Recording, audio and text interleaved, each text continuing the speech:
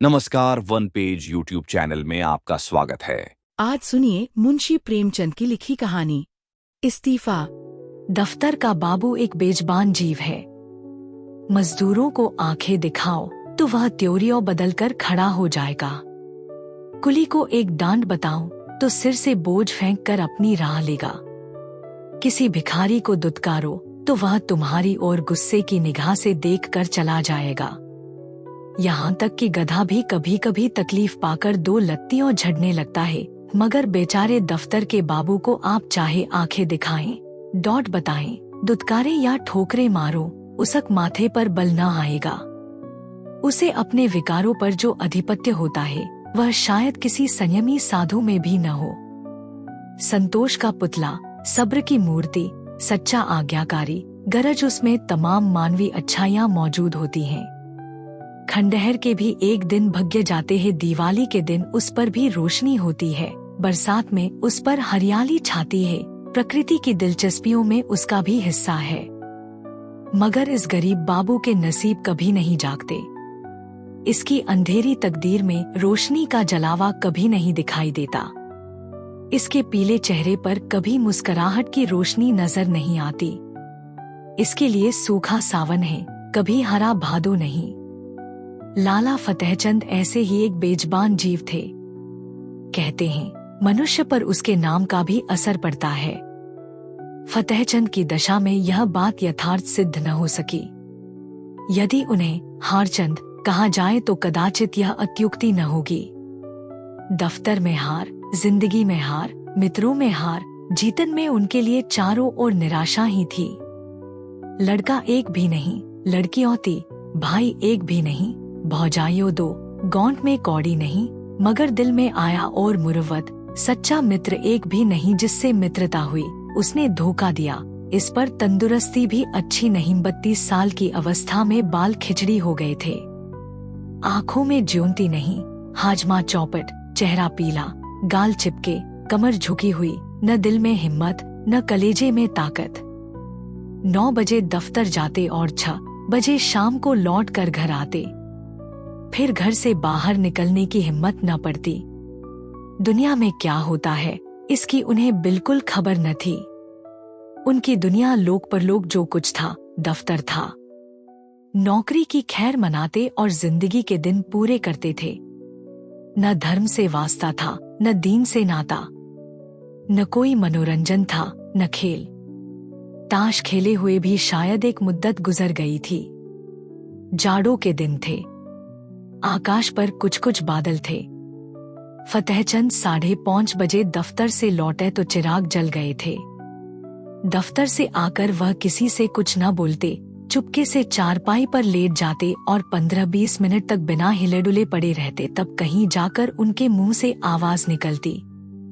आज भी प्रतिदिन की तरह वे चुपचाप पड़े थे कि एक ही मिनट में बाहर से किसी ने पुकारा। छोटी लड़की ने जाकर पूछा तो मालूम हुआ कि दफ्तर का चपरासी है। शारदा पति के मुंह हाथ धाने के लिए लोटा गिलास मांग रही थी।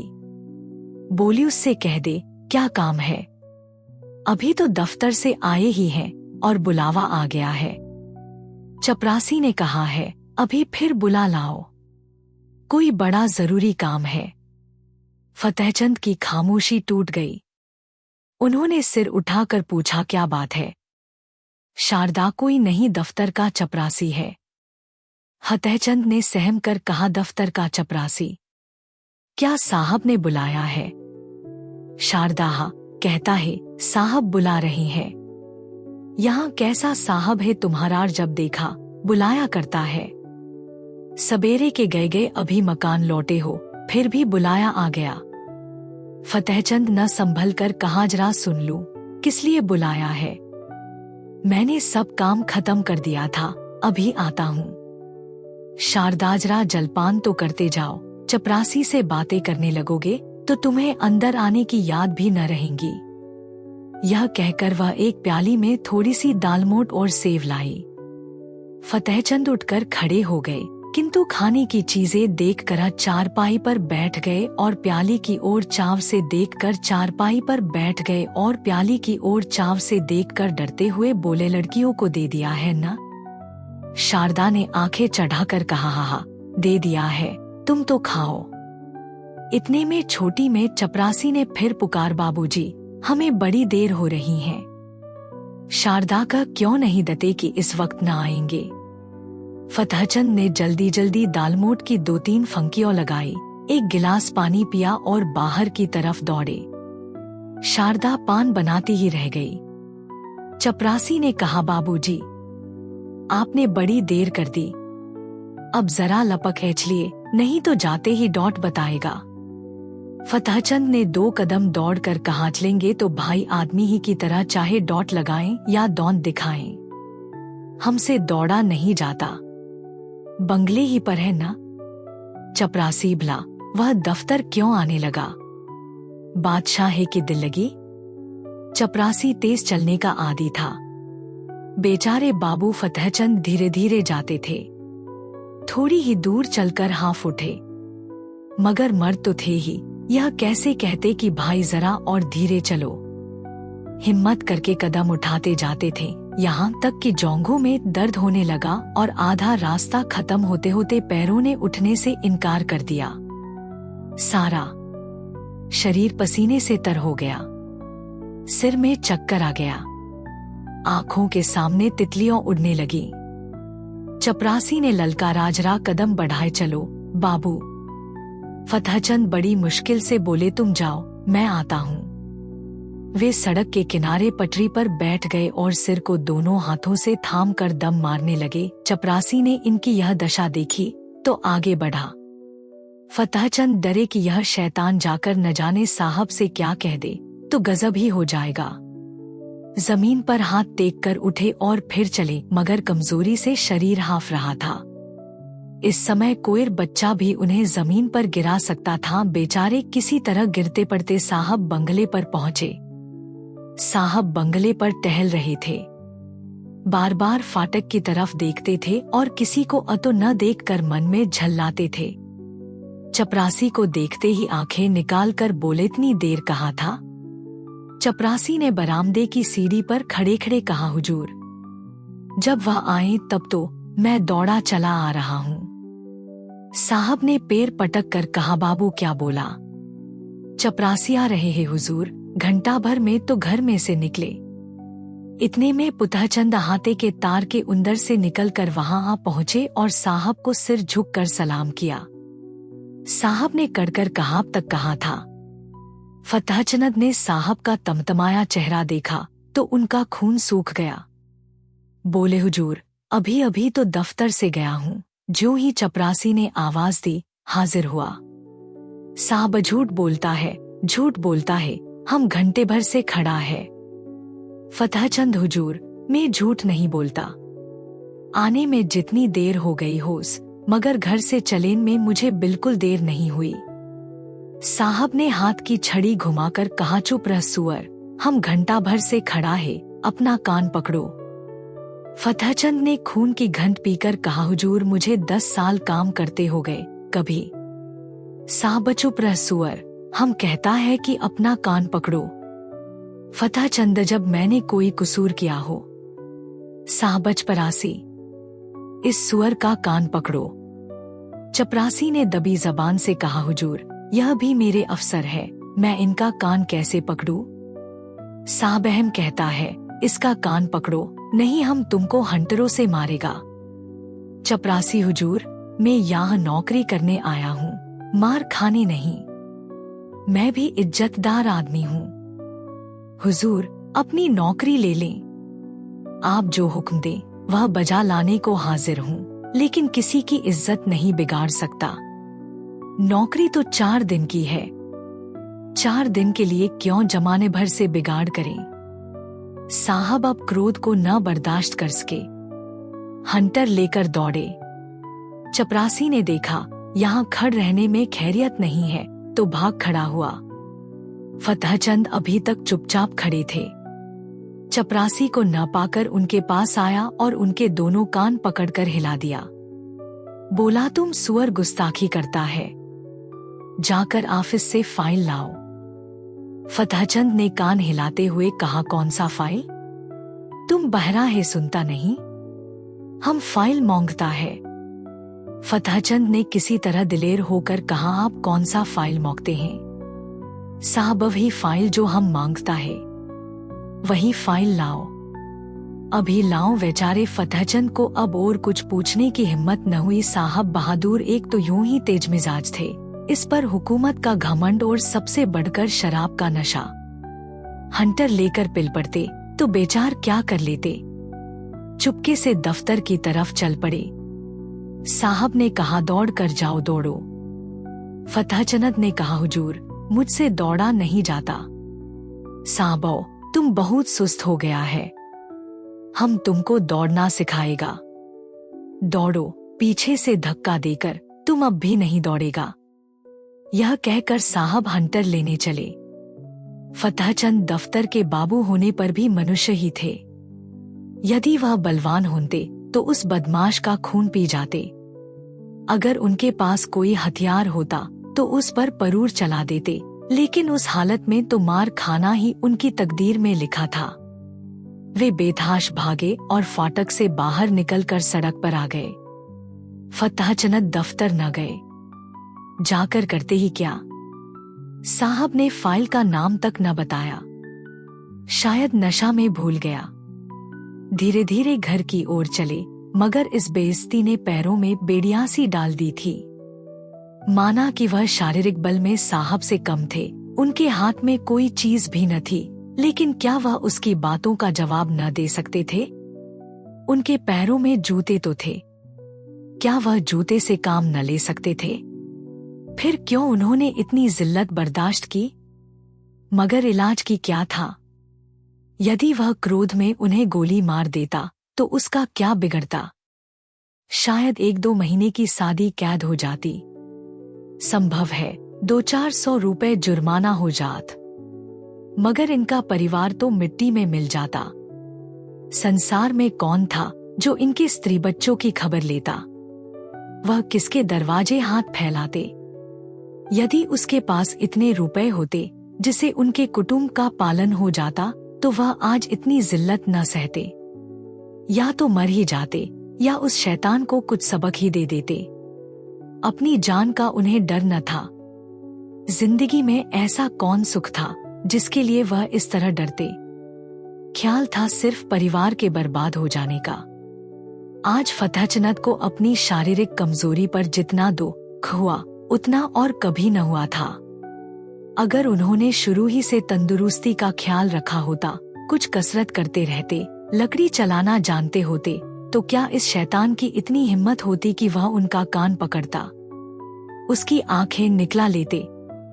कम से कम दन्हे घर से एक छुरी लेकर चलना था, और न होता तो 2-4 हाथ जमाते ही पीछे देखा जाता, जेल जाना ही तो होता या और कुछ। वे ज्यों-ज्यों आगे बढ़ते थे त्यों-त्यों उनकी तबीयत अपनी कायरता और बोदेपन पर और भी झल्लाती थी। अगर वह उचक कर उसके 2-4 थप्पड़ लगा देते तो क्या होता ही न कि साहब के खानसा में बैरे सब उन पर पिल पड़ते और मारते मारते बेदम कर देते। बाल बच्चों के सिर पर जो कुछ पड़ती साहब को इतना तो मालूम हो जाता कि गरीब को बेगुनाह जलील करना आसान नहीं। आखिर आज मैं मर जाऊं तो क्या हो? तब कौन मेरे बच्चों का पालन करेगा? तब उनके सिर जो कुछ पड़ेगी वह आज ही पड़ जाती तो क्या हर्ज था? इस अंतिम विचार ने फतहचंद के हृदय में इतना जोश भर दिया कि वह लौट पड़े और साहब से जिल्लत का बदला लेने के लिए 2-4 कदम चले। मगर फिर ख्याल आया, आखिर जो कुछ जिल्लत होनी थी वह तो हो ही ली। कौन जाने बंगले पर हो या क्लब चला गया हो। उसी समय उन्हें शारदा की बेकसी और बच्चों का बिना बाप के जाने का ख्याल भी आ गया। फिर लौटे और घर चले। घर में जाते ही शारदा ने पूछा, किस लिए बुलाया था? बड़ी देर हो गई। फतहचंद ने चारपाई पर लेटते हुए कहानशे की सनक थी। और क्या? शैतान ने मुझे गालियां दी, जलील किया, बसस यही रट लगाए हुए था कि देर क्यों की। निर्दयी ने चपरासी से मेरा कान पकड़ने को कहा। शारदा ने गुस्से में आकर कहा, तुमने एक जूता उतार कर दिया नहीं सुआर को। फतहचंद चपरासी बहुत शरीफ है, उसने साफ कह दिया, हुजूर मुझसे यह काम न होगा। मैंने भले आदमियों की इज्जत उतारने के लिए नौकरी नहीं की थी। वह उसी वक्त सलाम करके चला गया। शारदाई बहादुरी है। तुमने उस साहब को क्यों नहीं फटकारा? फतहचंद फटकारा क्यों नहीं, मैंने भी खूब सुनाई। वह छड़ी लेकर दौड़ा, मैंने भी जूता संभाला। उसने मुझे छड़ियों जमाई, मैंने भी कई जूते लगाए। शारदा ने खुश होकर कहा, सच? इतना सा मुंह हो गया होगा उसका। फतहचंद चेहरे पर झाड़ू सी फिरी हुई थी। शारदा, बड़ा अच्छा किया तुमने, और मारना चाहिए था। मैं होती तो बिना जान लिए न छोड़ती। फतहचंद, मार तो आया हूं, लेकिन अब खैरियत नहीं है। देखो क्या नतीजा होता है। नौकरी तो जाएगी ही, शायद सजा भी काटनी पड़े। शारदास, जा क्यों काटनी पड़ेगी? क्या कोई इंसाफ करने वाला नहीं है? उसने क्यों गालियां दी, क्यों छड़ी जमाई? फतहचंद, उसने सामने मेरी कौन सुनेगा? अदालत भी उसी की तरफ हो जाएगी। शारदा, हो जाएगी, हो जाए, मगर देख लेना अब किसी साहब की यह हिम्मत न होगी कि किसी बाबू को गालियों दे बैठे। तुम्हें चाहिए था कि ज्यों ही उसके मुंह से गालियां निकली, लपक कर एक जूता रसीदत कर देते। फतहचंद तो फिर इस वक्त जिंदा लौट भी न सकता, जरूर मुझे गोली मार देता। शारदा देखी जाती। फतहचंद ने मुस्कुराकर कहा, फिर तुम लोग कहाँ जाती? शारदा, जहां ईश्वर की मर्जी होती। आदमी के लिए सबसे बड़ी चीज इज्जत है। इज्जत गंवा कर बाल बच्चों की परवरिश नहीं की जाती। तुम उस शैतान को मार का आए होते तो मैं करूर से फूली नहीं समाती। मार खाकर उठते तो शायद मैं तुम्हारी सूरत से भी घृणा करती। यूं जबान से चाहे कुछ न कहती, मगर दिल से तुम्हारी इज्जत जाती रहती। अब जो कुछ सिर पर आएगी खुशी से झेल लूंगी। कहाँ जाते हो? सुनो सुनो, कहाँ जाते हो? फतहचंद दीवाने होकर जोश में घर से निकल पड़े। शारदा पुकारती रह गई। वह फिर साहब के बंगले की तरफ जा रहे थे, डर से सहमे हुए नहीं, बल्कि गरूर से गर्दन उठाए हुए। पक्का इरादा उनके चेहरे से झलक रहा था। उनके पैरों में वह कमजोरी, आंखें में वह बेकसी न थी। उनकी काया पलट सी हो गई थी। वह कमजोर बदन, पीला मुखड़ा, दुर्बल बदन वाला दफ्तर के बाबू की जगह अब मर्दाना चेहरा, हिम्मत भरा हुआ, मजबूत गठा और जवान था। उन्होंने पहले एक दोस्त के घर जाकर उसक डंडा लिया और अकड़ते हुए साहब के बंगले पर जा पहुंचे। इस वक्त 9 बजे थे। साहब खाने की मेज पर थे, मगर फतहचंद ने आज उनके मेज पर से उठ जाने का इंतजार न किया। खानसामा कमरे से बाहर निकला और वह चिक उठाकर अंदर गए। कमरा प्रकाश से जगमगा रहा था। जमीन पर ऐसी कालीन बिछी हुई थी जैसी फतहचंद की शादी में भी नहीं बिछी होगी। साहब बहादुर ने उनकी तरफ क्रोधित दृष्टि से देखकर कहा, तुम क्यों आया? बाहर जाऊं, क्यों अंदर चला आया? फतहचंद ने खड़े खड़े डंडा संभाल कर कहा, तुमने मुझसे अभी फाइल मांगा था, वही फाइल लेकर आया हूँ। खाना खा लो तो दिखाओ, तब तक मैं बैठा हूँ। इत्मीनान से खाओ, शायद वह तुम्हारा आखिरी खाना होगा। इसी कारण खूब पेट भर खा लो। साहब सन्नाटे में आ गए। फतहचंद की तरफ डर और क्रोध की दृष्टि से देखकर कौंप उठे। फतहचंद के चेहरे पर पक्का इरादा झलक रहा था। साहब समझ गए, यह मनुष्य इस समय मरने मारने के लिए तैयार होकर आया है।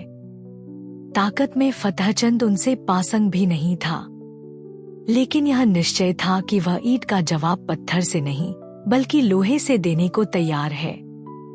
यदि वह फतहचंद को बुरा भला कहते हैं तो क्या आश्चर्य है कि वह डंडा लेकर पिल पड़े। हाथापाई करने में यद्यपि उन्हें जीतने में जरा भी संदेह नहीं था, लेकिन बैठे बैठाए डंडे खाना भी तो कोई बुद्धिमानी नहीं है। कुत्ते को आप डंडे से मारिए, ठुकराइए, जो चाहे कीजिए, मगर उसी समय तक जब तक वह गुर्राता नहीं। एक बार गुर्रा कर दौड़ पड़े तो फिर देखे आप हिम्मत कहाँ जाती है। यही हाल उस वक्त साहब बहादुर का था, जब तक यकीन था कि फतेहचंद घुड़की, गाली, हंटर, ठाकर सब कुछ खामोशी से सह लेगा। तब तक आप शेर थे, अब वह त्योरियों बदले, डा संभाले, बिल्ली की तरह घात लगाए खड़ा है। जबान से कोई कड़ा शब्द निकला और उसने डा चलाया। वह अधिक से अधिक उसे बर्खास्त कर सकते हैं। अगर मारते हैं तो मार खाने का भी डर है। उस पर फौजदारी में मुकदमा दायर हो जाने का संदेशा माना कि वह अपने प्रभाव और ताकत को जेल में डलवा देगी, परंतु परेशानी और बदनामी से किसी तरह न बच सकते थे। एक बुद्धिमान और दूरंदेश आदमी की तरह उन्होंने यह कहा हो, हम समझ गया, आप हमसे नाराज हैं। हमने क्या आपको कुछ कहा है? आप क्यों हमसे नाराज हैं? फतेहचंद ने तनकरी कहा, तुमने अभी आध घंटा पहले मेरे कान पकड़े थे और मुझसे सैकड़ों उलझुल बातें कही थी। क्या इतनी जल्दी भूल गए? साहब, मैंने आपका कान पकड़ा। आहा हा हा हा, क्या मजाक है? क्या मैं पागल हूं या दीवाना? फतेहचंद, तो क्या मैं झूठ बोल रहा हूं? चपरासी गवाह है, आपके नौकर चाकर भी देख रहे थे। साहब, कब की बात है? फतेहचंद, भी अभी कोई आधा घंटा हुआ। आपने मुझे बुलवाया था और बिना कारण मेरे कान पकड़े और धक्के दिए थे। साहबो बाबूजी, उस वक्त हम नशा में था। बेहरा ने हमको बहुत दे दिया था। हमको कुछ खबर नहीं क्या हुआ माई गार्ड, हमको कुछ खबर नहीं। फतेहचंद, नशा में अगर तुमने गोली मार दी होती तो क्या मैं मर न जाता? अगर तुम्हें नशा था और नशा में सब कुछ मुआफ है तो मैं भी नशे में हूँ। सुनो मेरा फैसला, या तो अपने कान पकड़ो कि फिर कभी किसी भले आदमी के संग ऐसा बर्ताव न करोगे, या मैं आकर तुम्हारे कान पकड़ूंगा। समझ गए कि नहीं? इधर उधर हिलो नहीं। तुमने जगह छोड़ी और मैंने डंडा चलाया। फिर खोपड़ी टूट जाए तो मेरी खता नहीं। मैं जो कुछ कहता हूँ वह करते चलो, पकड़ो कान। साहब ने बनावटी हंसी हंसकर कहा, वेल बाबूजी, आप बहुत दिल लगी करता है। अगर हमने आपको बुरा बात कहता है तो हम आपसे माफी मांगता है। फतेहचंद, डंडा तौलकर नहीं, कान पकड़ो। साहब आसानी से इतनी जिल्लत न सह सके, लपक कर उठे और चाहा कि फतेहचंद के हाथ से लकड़ी छीन ले, लेकिन फतेहचंद गाफिल न थे। साहब मेज पर से उठने न पाए थे कि उन्होंने डंडेन का भरपूर और तुला हुआ हाथ चलाया। साहब तो नंगे सिर थे ही, चोट सिर पर पड़ गई, खोपड़ी भन्ना गई। 1 मिनट तक सिर को पकड़े रहने के बाद बोले, हम तुमको बर्खास्त कर देगा। फतेहचंद, इसकी मुझे परवाह नहीं, मगर आज मैं तुमसे बिना कान पकड़ाए नहीं जाऊंगा। कसान पकड़कर वादा करो कि फिर किसी भले आदमी के साथ ऐसा बेअदबी न करोगे, नहीं तो मेरा दूसरा हाथ पड़ना ही चाहता है। यह कहकर फतेहचंद ने फिर डंडा उठाया। साहब को अभी तक पहली चोट न भूली थी। अगर कहीं यह दूसरा हाथ पड़ गया तो शायद खोपड़ी खुल जाए। कान पर हाथ रखकर बोले, अब खुश हुआ? फिर तो कभी किसी को गाली न दोगे? कभी नहीं। अगर फिर कभी ऐसा किया तो समझ लेना मैं कहीं बहुत दूर नहीं हूँ। अब किसी को गाली न देगा। अच्छी बात है, अब मैं जाता हूँ, आपसे मेरा इस्तीफा है। मैं कल इस्तीफा में यह लिखकर भेजूंगा कि तुमने मुझे गालियां दी, इसलिए मैं नौकरी नहीं करना चाहता। समझ गए? साहब, आप इस्तीफा क्यों देता है? हम तो बर्खास्त नहीं करता। फतेहचंद, अब तुम जैसे पाजी आदमी की मातहती नहीं करूंगा।